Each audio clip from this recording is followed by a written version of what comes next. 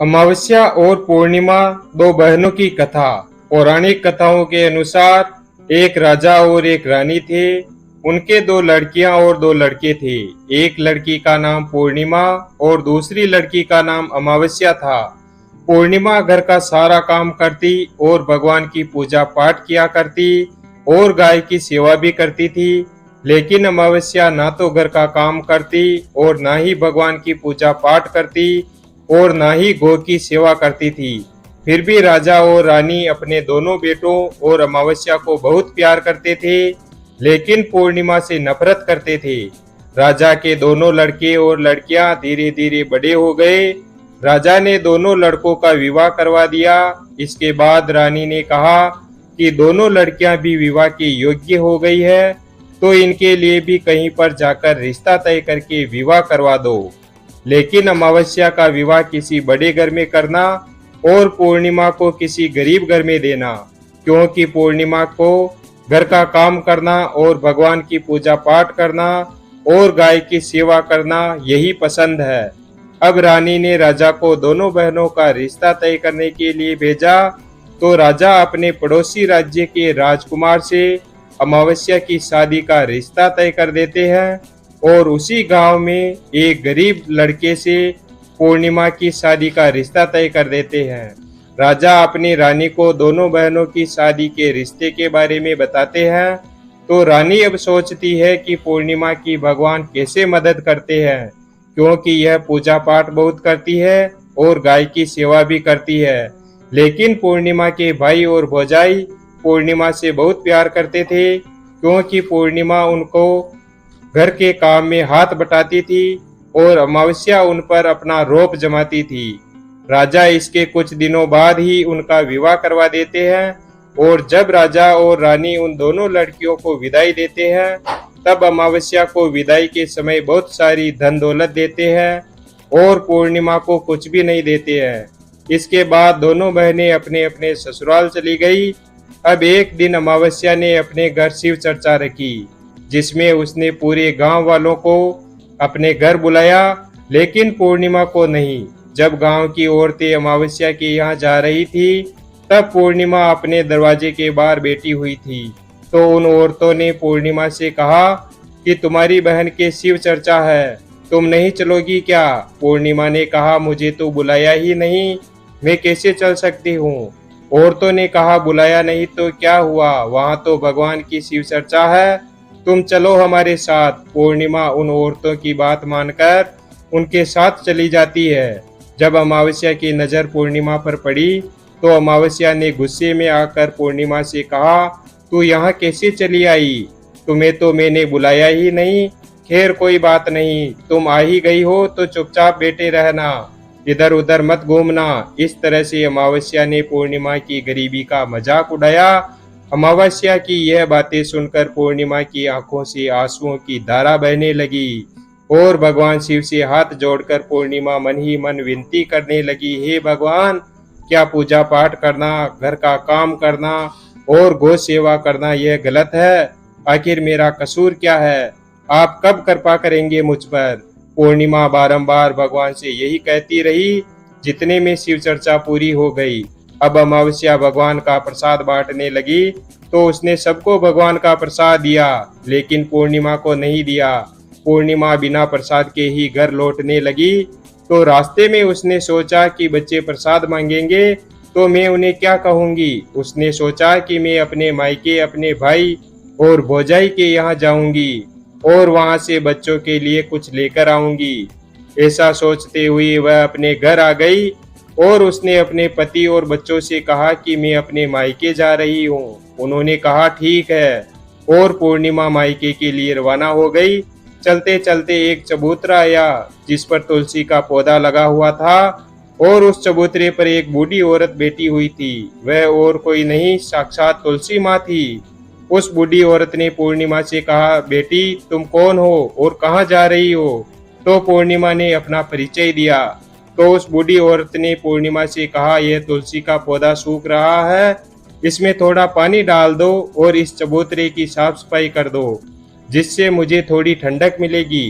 पूर्णिमा ने कहा, ठीक है माँ जी। उसने तुलसी में पानी डाला, चबूतरे की साफ सफाई की और उस बूढ़ी औरत को भी नहला दिया और उसके पैर दबाए और कहा, और क्या काम है माँ जी? उसने कहा, कुछ नहीं, अब तुम जाओ और वापस आते समय मुझसे मिलकर जाना। पूर्णिमा ने कहा, ठीक है माँ जी। और वह वहां से रवाना हुई तो चलते चलते आगे एक शिव मंदिर आया। वहां पर भी एक बूढ़े बाबा मिले जो चबूतरे पर बैठे हुए थे। वह कोई और नहीं, साक्षात भगवान महादेव थे। उन्होंने पूर्णिमा से कहा, बेटी तुम कौन हो और कहाँ जा रही हो? पूर्णिमा ने अपना परिचय दिया। फिर उस बूढ़े बाबा ने पूर्णिमा से कहा, इस चबूतरे और इस मंदिर की साफ सफाई कर दो बेटी। पूर्णिमा ने कहा, ठीक है बाबा। और उसने चबूतरे और मंदिर की साफ सफाई की और पूजा पाठ की और उस बूढ़े बाबा को भी नहला दिया और कहा, और क्या काम है बाबा? उस बूढ़े बाबा ने कहा, और कुछ नहीं बेटी, अब तुम जाओ और वापस आते समय मुझसे मिलकर जाना। पूर्णिमा ने कहा, ठीक है बाबा। और वह वहां से रवाना हुई। और आगे चलते चलते काली माँ का मंदिर मिला। वहां भी एक बूढ़ी औरत चबूतरे पर बैठी हुई थी। उस बूढ़ी औरत ने पूर्णिमा से कहा, तुम कौन हो बेटी और कहाँ जा रही हो? पूर्णिमा ने अपना परिचय दिया। तब उस बूढ़ी औरत ने पूर्णिमा से कहा, बेटी यहाँ सब पूजा पाठ करने तो आते हैं, लेकिन मंदिर की साफ सफाई कोई नहीं करता है, इसलिए इस चबूतरे और मंदिर की साफ सफाई कर दो। पूर्णिमा ने कहा, ठीक है माँ जी। तब पूर्णिमा ने मंदिर और चबूतरे की साफ सफाई की और पूजा पाठ किया और माता का श्रृंगार किया और उस बूढ़ी औरत को नहला दिया और बूढ़ी औरत के पैर दबाए। और पूर्णिमा ने कहा, और क्या काम है माँ जी? तब उस औरत ने कहा, कुछ नहीं, अब तुम जाओ और वापस आते समय मुझसे मिलकर जाना। तब पूर्णिमा ने कहा, ठीक है माँ जी। इसके बाद वो वहां से रवाना हुई और थोड़ा आगे चलते चलते एक नदी आई। नदी के किनारे भी एक बूढ़ी औरत बैठी हुई थी। वह साक्षात गंगा मैया थी। उस बूढ़ी औरत ने कहा, तुम कौन हो बेटी और कहाँ जा रही हो? पूर्णिमा ने अपना परिचय दिया। इसके बाद उस औरत ने पूर्णिमा से कहा, इस नदी पर स्नान करने तो सब आते हैं, लेकिन यहाँ साफ सफाई कोई नहीं करता है, इसलिए तुम इस किनारे पर साफ सफाई कर दो। पूर्णिमा ने कहा, ठीक है माँ जी। पूर्णिमा ने वहां पर साफ सफाई की और उस बूढ़ी औरत के पैर दबाए और कहा, और क्या काम है माँ जी? उस बूढ़ी औरत ने कहा, कुछ नहीं बेटी, अब तुम जाओ और वापस आते समय मुझसे मिलकर जाना। इसके बाद पूर्णिमा नाव में चढ़ने लगी तो नाव फूलों से सजी हुई थी। वह नाव में बैठकर नदी के दूसरे किनारे पर उतर गई। इसके बाद वह अपने पीहर के घर पहुंच गई। वहां पर पूर्णिमा के भाई भौजाइयों ने देखा तो वे बहुत खुश हुए और उन्होंने पूर्णिमा की बहुत खातिरदारी की और खूब सारी बातें करते हैं और कहा कि बच्चों को भी साथ लेकर आती। इसके बाद सब खाना खाकर सो जाते हैं और सुबह जब पूर्णिमा ने अपने ससुराल जाने के लिए कहा तो भाभियों ने उसे एक लाल साड़ी दी और एक थैले में बच्चों के लिए कपड़े और खाने पीने के कुछ सामान रख दिए और कहा कि तुम बहुत दिनों के बाद आती हो, जल्दी जल्दी आया करो। पूर्णिमा ने कहा, ठीक है। इसके बाद पूर्णिमा की भाभियों ने पूर्णिमा को हाथ में थैला दिया और कहा कि जाओ और वापस जल्दी आना। इसके बाद पूर्णिमा वहां से रवाना हुई और उसी नदी के किनारे पर पहुंच गई। नाव में बैठकर नदी के दूसरे किनारे पर उतर गई। वहां पर उतरने के बाद पूर्णिमा को वही बूढ़ी माँ मिली जो साक्षात गंगा मैया थी। उस बूढ़ी माँ ने कहा, आ गई हो बेटी? पूर्णिमा ने कहा, हाँ मैं आ गई। उस बूढ़ी माँ ने पूर्णिमा को एक थैला दिया और कहा कि इसे तुम अपने घर ले जाकर ही खोलना। पूर्णिमा ने कहा, ठीक है माँ जी। अब पूर्णिमा के पास 2 थैले हो गए। उन्हें लेकर वहां से रवाना हुई। पूर्णिमा अब आगे चली तो वही काली माँ का मंदिर आया। वहां भी काली माँ बूढ़ी माँ के रूप में बैठी हुई थी। उसने कहा, आ गई बेटी? पूर्णिमा ने कहा, हाँ माँ जी मैं आ गई। तो काली माँ ने भी एक थैला दिया और कहा कि इसे घर ले जाकर ही खोलना। पूर्णिमा ने कहा, ठीक है माँ जी।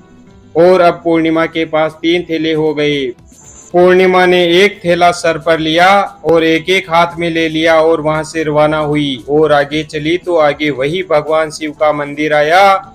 वहां पर भगवान शिव बूढ़े बाबा के रूप में बैठे हुए थे। तो उन्होंने कहा, बेटी आ गई हो?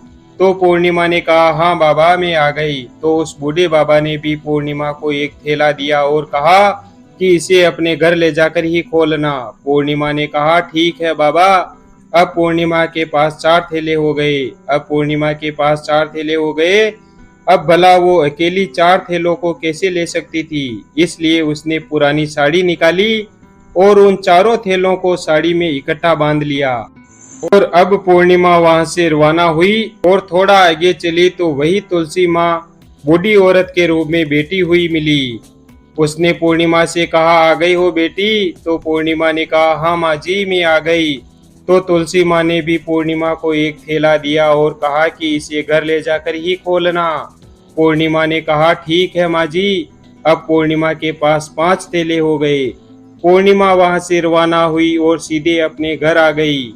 पूर्णिमा ने थैलों को नीचे रखा और सबसे पहले अपने मायके का थैला खोलकर देखने लगी तो उसमें बच्चों के लिए अच्छे अच्छे कपड़े और बच्चों के खाने पीने की चीजें और कुछ गहने थे। पूर्णिमा ने अपने बच्चों को वो नए नए कपड़े दिए और खाने पीने की चीजें दी तो बच्चे बहुत खुश हुए। अब पूर्णिमा ने दूसरा थैला खोला जो उसे गंगा माँ ने दिया था। उसमें सोना और चांदी भरा हुआ था। अब पूर्णिमा ने तीसरा थैला खोला जो उसे काली माँ ने दिया था। उसमें 16 श्रृंगार का सामान भरा हुआ था। अब पूर्णिमा ने चौथा थैला खोला जो भगवान शिव ने उसे दिया था। उसमें धन संपत्ति और वो सारी खुशियां भरी हुई थी। अब पूर्णिमा ने पांचवा थैला खोला जो उसे तुलसी माँ ने दिया था। उसमें चावल, दाल और 7 प्रकार का धान भरा हुआ था।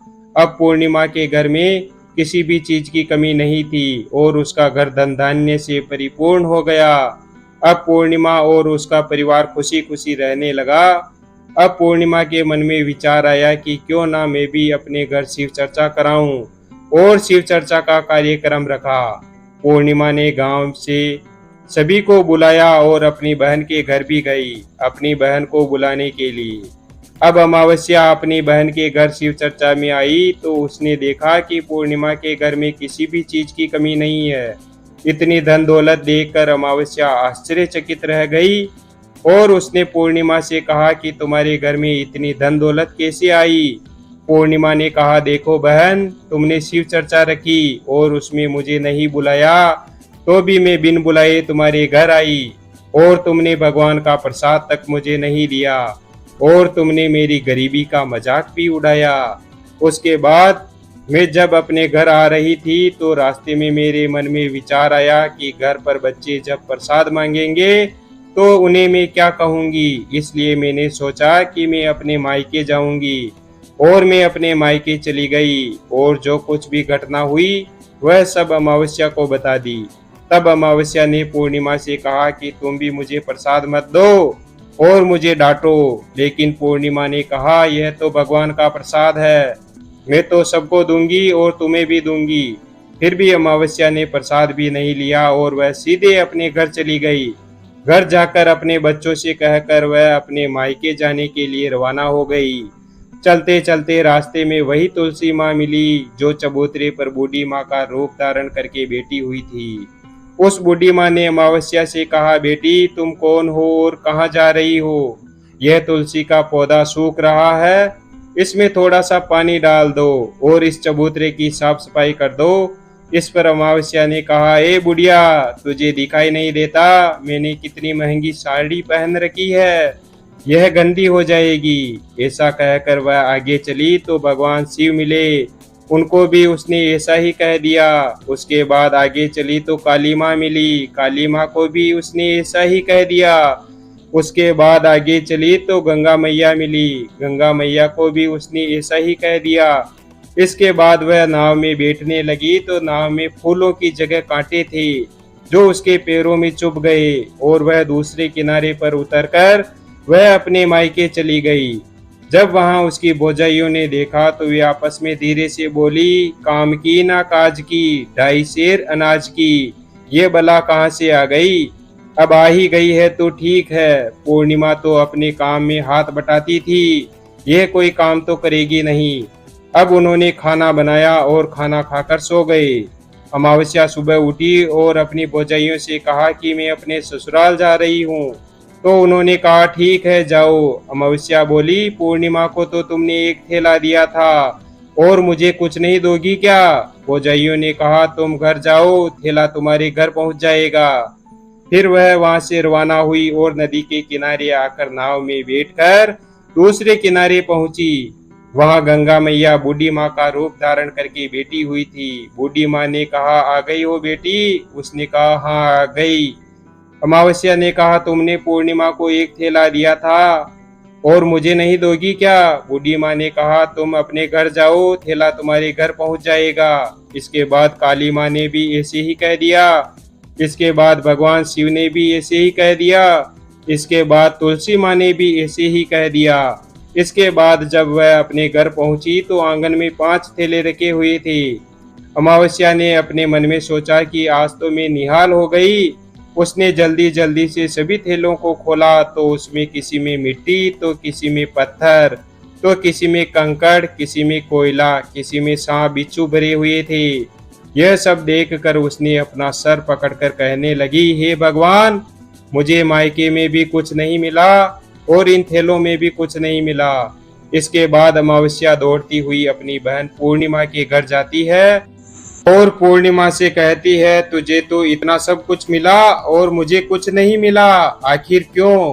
पूर्णिमा ने कहा कि मैं जब अपने मायके जाती हूँ तो अपनी भौजाइयों के साथ मिलकर काम करती हूँ और तुमने कभी उनकी इज्जत नहीं की है, इसलिए तुम्हें वो भला क्या देती।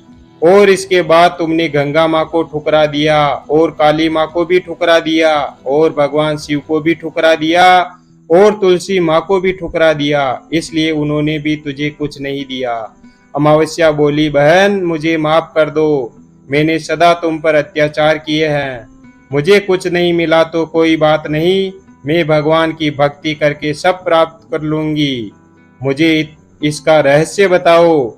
तो पूर्णिमा ने कहा तुम 3 सूत्र का ज्ञान ले लो। पहले सूत्र में दया मांगना और दूसरे सूत्र में चर्चा करना और तीसरे सूत्र में 108 बार ओम नमः शिवाय का जाप करना। बहन भगवान ने जो 3 सूत्र दिए हैं इनको अपने हृदय में बसा लेना। मैंने सच्चे मन से भगवान की पूजा पाठ की, इसलिए मेरे पास कुछ नहीं था, फिर भी भगवान ने मुझे सब कुछ दिया और तुम्हारे पास जो सब कुछ था वो भी खत्म हो गया। इसके बाद अमावस्या अपने घर गई और भगवान की पूजा पाठ करने लगी और भगवान शिव से माफी मांगने लगी और गौ सेवा करने लगी और दूसरों की मदद करने लगी।